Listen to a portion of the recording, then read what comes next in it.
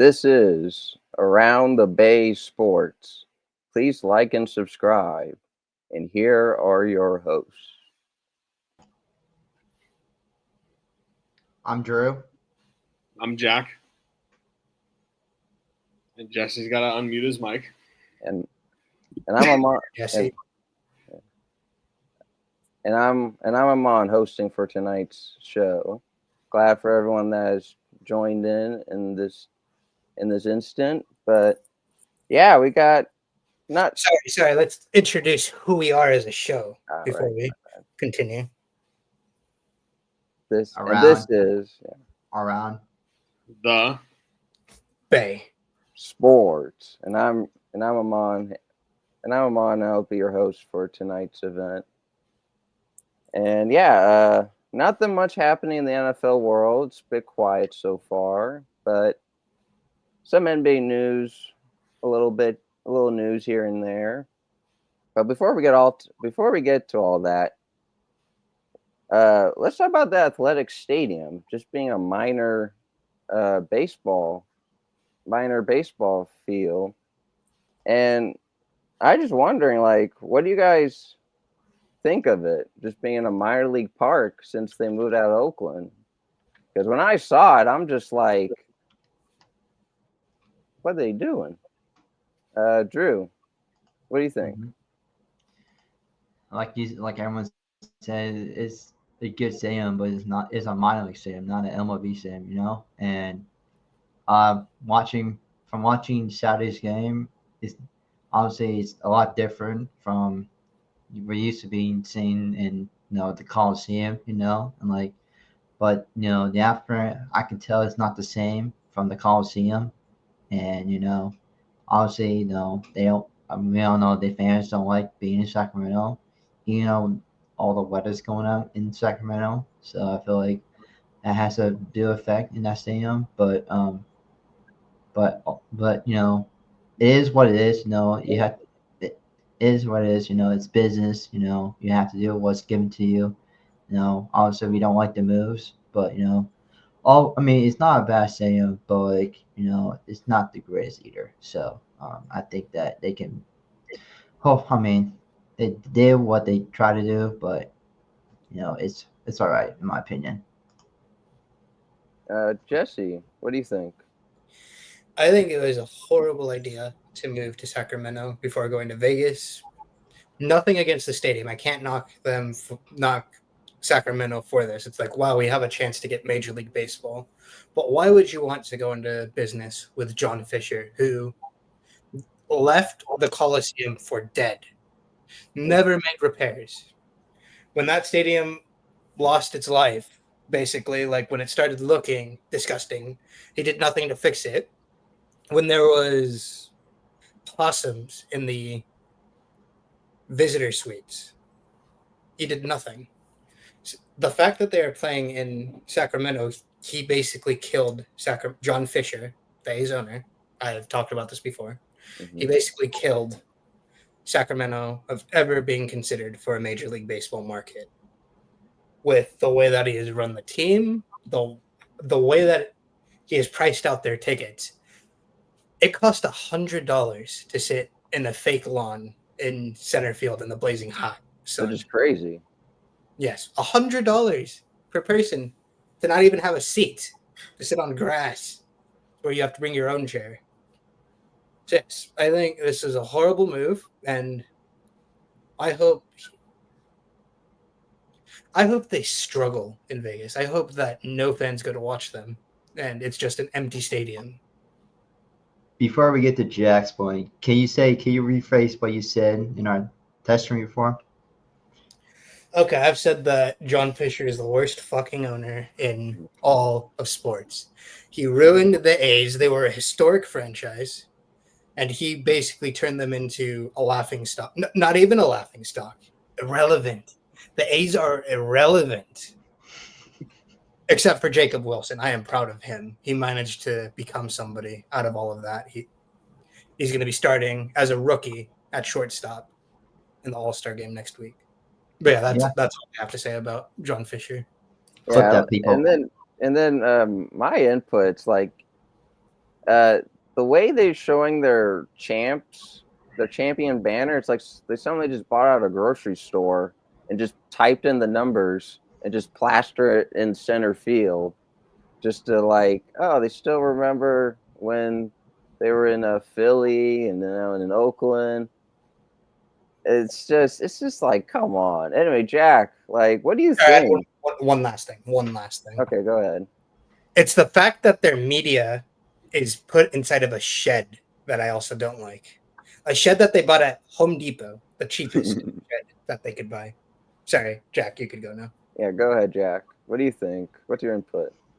Well, honestly, I think this kind of shows who the A's are. They for where they went to West Sacramento. The thing is, like the furthest distance for like a home run for like dead center field, their dimension is 403 feet. So that's hardly anything, and it's a minor league field. So anyone that's playing the MLB can hit a homer. To be honest with you. Now, also another thing is like before when you go to the Coliseum, there weren't too many fans unless it's like a big game for like a team that's like out of the state, like the Red Sox, or team in state like the Dodgers. It would get busy for those, but the thing is, the capacity for this stadium is only 14,000 people. While the average stadium is literally 40 to 50,000 seats. So yeah, that just shows you the amount of decrease that the A's are going. Because every time they just do this, they're getting lower and lower and lower for respect. Like they still abandoned the Bay Area, which I think was a dumb idea. Now they're playing in the same place where the River Cats played. The River Cats used to be part of the A's from 2000 to 2014, but ever since 2014, the River Cats have been with the Giants ever since. But honestly, if you want to make this like a home run ballpark, then you might as well call it that, because instead of Sutter Health Park, it should be called Home Run Ballpark. So it shows who the A's are. Their ownership is filled with idiots. Idiots. It's a very historic franchise because they've achieved so much. They've achieved a lot in they've achieved a lot when they were the Philadelphia A's. They were really good in the early 2000s, and they had that 20-game winning streak. And they'll like make playoffs here and there. And then this Jacob Wilson guy on the A's now, he's going to be starter for the upcoming All-Star game. That's huge. He could be a great future, but you know what's going to happen? Because I've seen it all before, and I'm going to see it again. The A's are going to like him, and then they're going to trade his ass away. Probably the Dodgers or something. Yankees. So, I bet it's going to be the Dodgers Yankees. or Yankees. One of those. It's going to be one of those two. There's nothing. It's just only going to be those two. So those are my personal thoughts. Okay. Well, that with all that said, it's like, well, that's the A's way now. Yeah, and then I remember, Jesse, you mentioned about Vegas because I think a few months ago they officially did the dig. It's happening, the stadium. Yeah, they broke ground. Like, that's usually the term like, for it. Do you guys think they're going to really have a fan base growth over there? Because Vegas is known, like, for example, the NHL team. They built that from scratch. They've won some few Stanley Cups. Can I go first on this topic? Yeah, go ahead, Jack. To me, this is identical to exactly what the Raiders are doing. The Raiders were in Oakland, and then they went to Vegas. The thing is, though, you can get fans in Vegas, but it is not like it when it's in the heart of Oakland. When I first started watching football, Raider fans were the craziest fans I've ever seen in my life. And I started going to my first game when I was like 14 years old. I remember my dad took me after day in high school. I was 14 or 15 years old, and we went to a Raiders game. It was I believe a Thursday night game against the Broncos when Peyton Manning was the quarterback for the Broncos and Carson Palmer was the quarterback for the Raiders. So when I saw all that, it was like I've never seen that. The A's fans are the same thing. They've got they got an attitude, which honestly I love. And when you take that to Vegas, you just get people who just want to gamble and waste their money like a bunch of morons. So this is honestly identical. You're not going to get Oakland fans jumping to Vegas. I mean, you might get some, but you're not going to get that true passion of Oakland in Vegas. It's not going to happen. Jesse, what's Yes. What's your take in this just the Vegas, the growth that's going to happen these next few years? The Raiders are struggling to make fans in Vegas right now. Their stadium is filled almost 90% by tourists, people visiting the stadium from other states, whether that be Raider fans from California or the other team's fans. So do you really think that people are going to go see the A's in Vegas when they know exactly who they're getting? I don't see any fan excited. Wow, we're actually getting a major league baseball team here. I haven't seen any fans excited or anything. I think Really? Oh, sorry. I think Vegas should have waited for an expansion team so it is their own team, Yeah. take somebody else's team. The Just Raiders had to move again because of John Fisher. The A's did not. They had a perfectly nice plot of land either at the Coliseum or Howard Terminal. Yeah, And they and chose the thing is, sorry to interrupt. They had that rooted in Oakland thing they were saying, and then they just said that that was complete bullshit. It's really pissed me off when they decided to go to Vegas. Yeah, I just feel like, Davis hates Fisher. It's like, hey, Davis, I know you're loving Vegas. Want to come back to Oakland?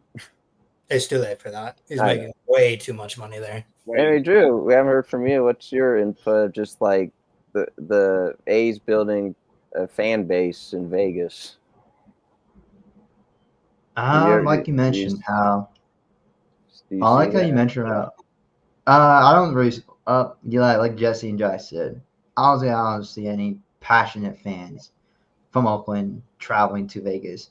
Like, you're basically getting a team from another city, like, but you're not starting from scratch, like like the hockey did, the Golden Knights did.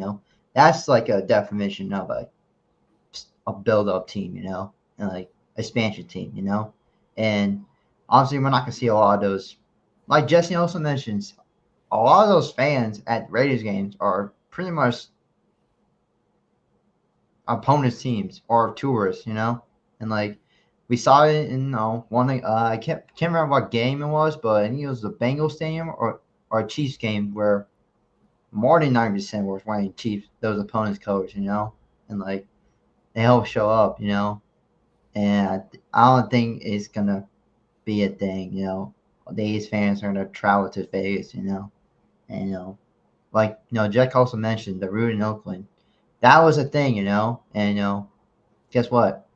That thing didn't last long, They completely lied to us, and I feel like they kind of let us down, but at the same time, they did what they did. But we all can blame John Fisher for that move.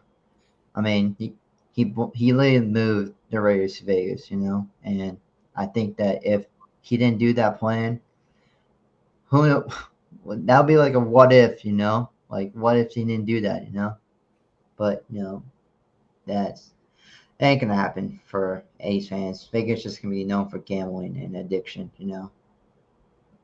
Yeah, like my opinions of all this is like. One more thing. Just one Go more ahead. thing. Forget about filling that stadium with Ace fans. I don't think fans are going to go there, period. I don't think they're going to go to Vegas, pay all that price for a baseball game. Yeah, it's a nice stadium, but at least with football, it's football. It's like a Sunday, one day out of the week. Mm-hmm. You expect people to show up for 3 days in Vegas for a series from Monday to Wednesday. And I also rather watch the Summer League over the Ace and Raiders stuff, but yeah.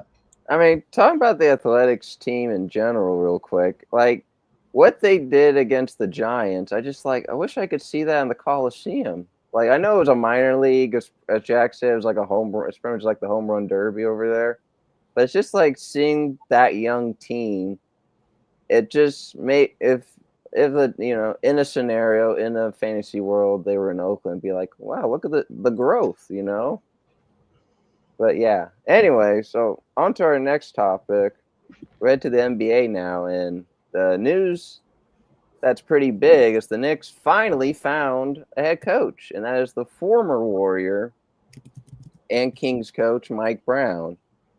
And the only question I really think is, like, what do you guys think of that decision? Because we know with Tom Thibodeau, he was a good coach. He led that push last season. The Knicks was like their best they've had through practically their whole franchise. So what do you guys expect with Mike Brown in the time to come, in the future of New York? Jack, what do you think? Well, Mike Brown, he's a really good coach. He did well in Sacramento. I don't know why they fired him there, honestly. He was a great coach for the Warriors, so he brings a lot of experience, and he brings a lot of championship experience as well. This honestly is, to me, a better coach than Coach T is. Like, Coach T, he's a great coach, but I mean, why has no one hired him already if he's like one of the best coaches out there? But Mike Brown, I think this is a perfect hire. He's got experience with players. He's coached guys like LeBron and Steph Curry. Because Mike Brown's like one of his first coaching jobs head coach job was for the Cleveland Cavaliers. This hire could land them in the finals next year as long as they keep all our guys. If they make a move during the trade deadline or anything like that whatsoever, this could potentially be very big for them. And honestly, if I was a Knicks fan, I'd be very happy by this hiring. Drew, what do you think? Yeah, Jack said he's a great coach. He's a great coach. And he's a great coach. And he won Coach of the Year with Sacramento and Cleveland. Obviously, he coached LeBron, Steph Curry, De'Aaron Fox. All those great players. I feel like his style is gonna be a lot different than Tom Thibodeau, where Tom Thibodeau's team was more like the defensive type of team. Mike Brown is gonna be like more offensive team, where he wants you to play faster, be more physical, and play toughness. That's what I think. That's what I think about Mike Brown's team. Like, they play fast, they're pretty physical, and they bring that toughness. And I think that's what he's gonna bring to the Knicks. But we don't know if Jalen Brunson's gonna like the. I don't know. Hopefully, all the players respect his style of basketball. That's all I want to say. Jesse, I see you messaged something. What's your opinion? Sorry, I was a bit distracted for a second there, but yeah, I think that I think that the Knicks will do better as long as they let Mike Brown coach. As long as they let him coach and they don't try to intervene, this team is going to be good. Because if you think of it, the whole because the Knicks roster, it's good. They can, when they get in that conference, when they get in the playoffs, they can make some deep runs. So hopefully this could be the push they need. I mean, we know Thibodeau, he is a basketball guru. He pretty much watches film 24/7 probably, for all we know. And yeah, this is a solid move for the Knicks. We'll see what the fans say. And heck, any Knicks fans in the chat, what do you guys think of the move? Let us know. But yeah. And sticking with the topic of NBA, I have a question about the Warriors. Why aren't they making any moves? Everyone has made moves. We've seen a lot of trades. There was a recent trade of John Collins to the Clippers for Norman Powell. The massive 7-team trade, first time in NBA history. The Warriors are included, getting a young prospect to add to our core for the future of the Warriors. I mean, there's that move at least. But yeah, what do you guys think? Why aren't the Warriors making any moves, Jesse? They can't make any moves right now. They are extremely over the cap. Stephen Curry, Draymond Green, and Jimmy Butler make up 81% of their entire cap space. I don't see them moving off of. I don't see them moving off of either of them. I don't see a trade happening between all of them. I think that so it's going to be hard for them to make moves. especially when Moses Moody makes $11 million, and he's primarily a bench player right now because Steve Kerr, for whatever reason, will never fully trust him, along with Jonathan Kuminga. So I think that they are going to be stuck for a while. And since you mentioned Kuminga, that's the other thing. We're still waiting. What's the news on that as well, Jack? Why do you think they're not making any moves? Well, I mean, Warriors can make moves for like really, really cheap guys, but they're like what, 56 million over the cap. But even like other teams, like for example, let's see, who's another like decent team that's actually making moves? Well, I mean Utah, but I mean, well, disregarding all that, Warriors can at least make one or two moves. I know they can't make too many because they're over the cap, but they can still try to either reconstruct their someone's contract. I know Steph is going to make like over $55 million in this next year. Draymond's going to be making 24. Jimmy Butler making, I believe, 46. But just those three guys, they're like 35 and older, and I don't know why you give guys that amount of money. Besides Steph, who's the one and true exception, but still, they got to do something. And for this Kuminga news, I heard a sign and trade rumor going on with the Kings, but that isn't really going anywhere. And then I hear a couple rumors, like earlier today, I saw that the Warriors might be interested in getting Bradley Beal.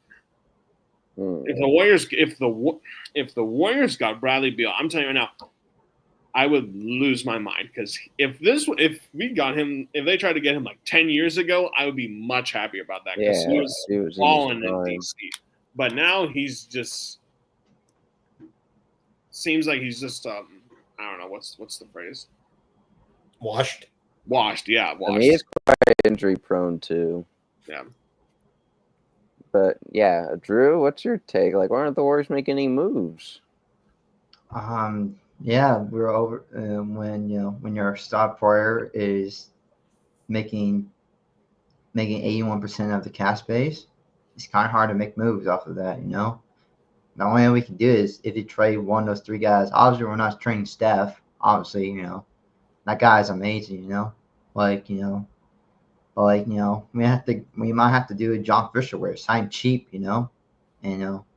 but we also I've been a lot of Warriors have been asking when are we gonna sign a center, that's all the question we see on social media, when the Warriors can sign a center, that's all the things we see on social media, but it's up to GM, but it's hard when we're over cap space, Obviously, NBA implemented the apron rules where there's first, second, and I can't remember what's happened second, but they have those apron rules. You can't go over the tax, but it's kind of hard to do that, but.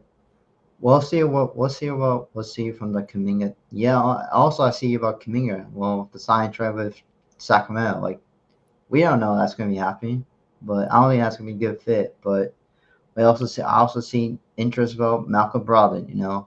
I don't see that happening. We don't have enough money to get him. Unless he gets bought out. But I don't see that happening. But hopefully, I don't think there's not going to be a lot of moves than. Compared to other teams that had been making moves. But that's when Ayton got buyed out, I just thought we at least maybe Warriors go for Ayton. I know he's a pretty good center. I feel like that. I thought maybe a move the Warriors will take, but of course he wants to a rival with the Lakers. So a little trio happening down Southern California. But yeah, I know center's a dire need for sure. Sorry, go ahead, Jesse.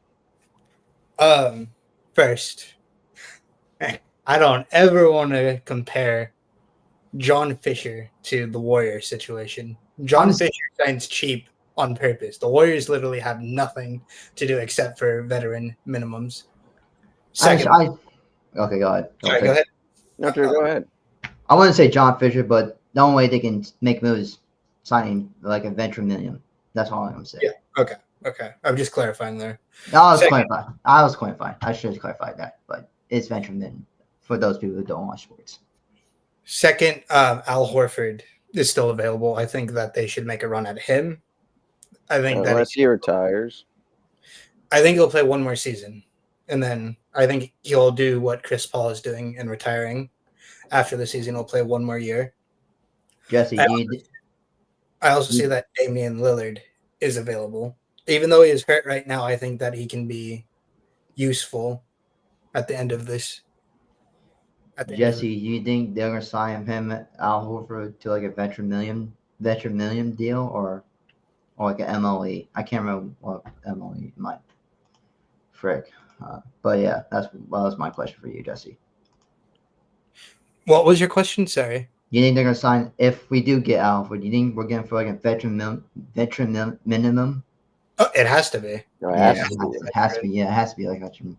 That's the only way we can get him. Like a lot of people are saying Giannis to the Warriors. I don't know how that math works. Yeah, I just cause if you're getting rid of that, then it's like, yeah, you need to give us a good compensation, or at least work with another team. But yeah, Jack, you have any questions about the Warriors? I mean, I know you always like teams making big moves.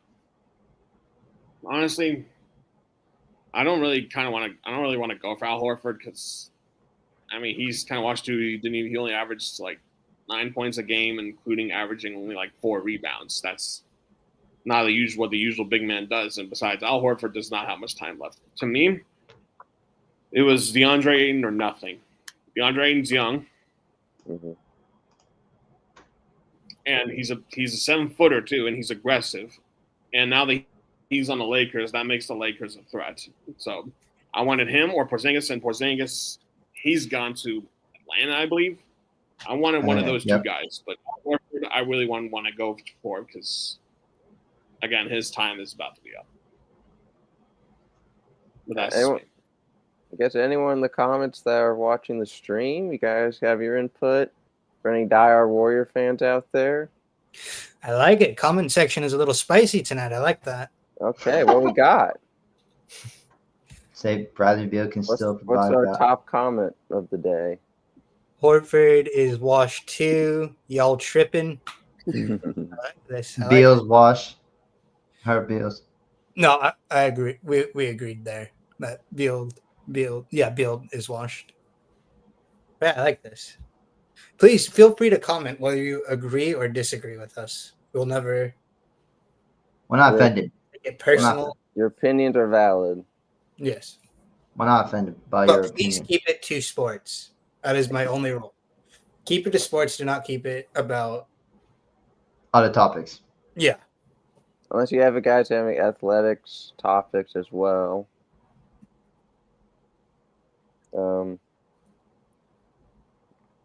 But yeah, I mean, that's all we have for you folks. Definitely a short episode. As you say, the sports world is pretty quiet as of late, but hopefully. Appreciate it. But yeah, that will conclude our show. So for people that have watched, wait, Jesse, unless there's a question. No, I don't have a question, but I wanted to end on this real quick. This goes out to all the Raider fans out there. Over this past weekend, we lost a great fan. He was enshrined in the Hall of Fame for fans. Raider Mort, he was a fan for a diehard Raider fan, knew a bunch of trivia, and he will be missed by not only Raider Nation, but of course his family and everyone. So I just want to say, sending my condolences to Raider Mort's family. rest in peace. RIP to the footballer. What's his name? Diago. What's his name? Diago Jota, the Portuguese player. RIP to him. You know, he was one of the greatest. one of the youngest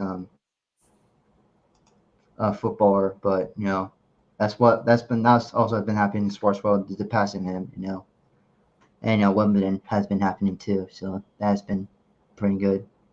But and then we're sending our players to the floor. Huh? Is Wimbledon What, still Justin? going on? Yeah. Oh. Yeah, Wimbledon's still going on. Also players to the players to Raymond Morin, and that's footballer. Raider Nation will miss you. Mhm. Yes. But yeah, that, as I said, that will conclude our stream. Thanks for everyone that is watching, and hope to see you our next episode, which will be Wednesday at 7. Go like, subscribe on YouTube. Go follow us on Instagram if you haven't. And yeah, next show is on Wednesday. People, Have a good night, guys. have a good Thanks for night, watching. people. And then anyone else out there.